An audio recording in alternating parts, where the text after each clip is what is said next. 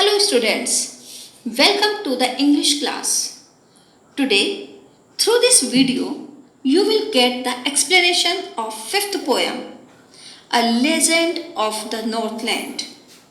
This poem has been written by the American poetess Phoebe Carey. This poem puts forth the center idea that we should not be selfish and always help the needy. A selfish person pays for his selfishness. St. Peter, on his usual rounds, sees cottage where he meets a woman making cakes. The woman is reluctant to share her cakes with the saint. He gets angry and curses the little woman. The woman turns into a woodpecker and starts leading a hard life, pecking the wood in search for food. Children, question may arise in your mind. After seeing the title of the poem, what is legend? So, a legend is a story from ancient times about people and events. This poem is a ballad. Children, question may again arise in your mind. What is a ballad? Yes, a ballad is a poem narrating a story in short stanzas. Ballad is such kind of poem which tells a story in short stanzas, and in the poem all the stanzas comprises 4 lines. In total there are 16 stanzas in this poem, and these stanzas will tell us a story. Ballads are a part of folk culture or popular culture and are passed on orally from one generation to the next. Folk culture comprises of traditional stories which are passed on from one generation to the next. This story is of the Northland area, the area which is near the North Pole. This exact place is not specified, but Northland means the area in the northernmost part of the earth, that is near the North Pole. Children, very often we get of moral teaching from legends. They help to learn things from the past. Those ideas help to reform society. In this poem, we come across a man who is in dire need of food. He visits a cottage to ask for food, but the woman of the cottage fails to provide him any. So he curses the woman for her selfish behavior.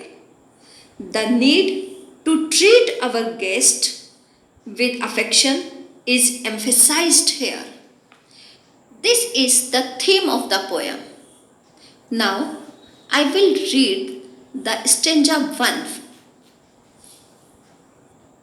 Away, away in the Northland, where the hours of the day are few and the nights are so long in winter that they cannot sleep them through.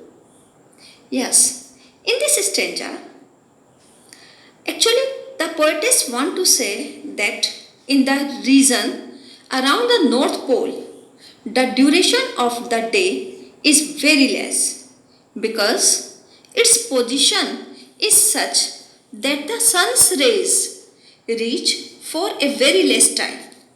When this area is experiencing winter season, the duration of night is very long and the daytime hours are very less. In line 4, they refers to the people who live in this region. The poet says that the duration of the night time is so long that the people cannot sleep them through. If they go to bed, take a few hours of sleep, and then they wake up, it is still night time. He wants to emphasize on the fact that the duration of the night is very long. Let's come to the second stanza, where they harness the swift reindeer to the sledges when it snows, and the children look like bears' cubs in their funny furry clothes. Here, sledges means a vehicle on runners for conveying loads or passengers over snow or ice. It is often used to pull draught animal.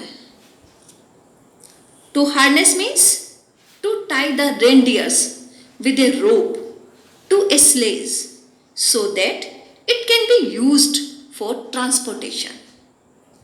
And swift means something which runs very fast. The Northland region experiences severe cold conditions. It is a snowy area. The reindeer is an animal which is found in this polar region. People tie the reindeers to sledges, and then the reindeers pull the sledges. She adds that the children look like young one of a bear because they wear funny looking clothes made of fur, which is like the furry skin of a bear. Let's come to the stanza third. They tell them a curious story. I don't believe it's true, and yet you may learn a lesson. If I tell the tale to you, in line number 1, they refer to the parents or elders and then refer to the children or the younger generation. The elders of the Northland region tell a strange and interesting story to the younger generation. The poetess says that she does not think that the story is true, but if she tells the story to the reader, maybe the reader could learn a lesson from it. The story gives an important message. Let's come to the stanza 4. Once, when the good Saint Peter lived in the world below and walked about it, preaching just as he did, you know. Who is Saint Peter? Saint Peter is an apostle of Christ. Preaching means to give a religious talk. The story is about Saint Peter. When Saint Peter used to live in the world and went around giving religious lectures to the people, just like all saints do. Then an incident happened. What is it? Let's see in stanza 5. He came to the door of a cottage in traveling around the earth, where a little woman was making cakes and baking them on the hearth. Hearth means fireplace, where you do cooking. Yes, when Saint Peter was moving around the world, giving religious lectures to the people, he reached the door of a cottage where a small woman was making cakes. She was baking the cakes in the fireplace. Let's come to the stanza 6. And being faint with fasting, for the day was almost done, he asked her for her store of cakes to give him a single one. Children, faint means to be weak or famished. As Saint Peter has not eaten anything the entire day. He was very hungry and was feeling weak. So he went to this woman who was baking cakes, and he asked for one cake out of the many cakes that she had baked. Let's see stanza 7. So she made a very little cake, but as it baking lay, she looked at it and thought it seemed too large to give away. Yes, the explanation of this stanza is the woman was selfish. She did not give cake from her store. Instead, she started making a very small cake for Saint Peter. She did not want to share her things. But when she put the cake for baking, she looked at it and thought that this cake was too big to be given to someone. Let's come to the stanza 8. Therefore, she needed another and still a smaller one.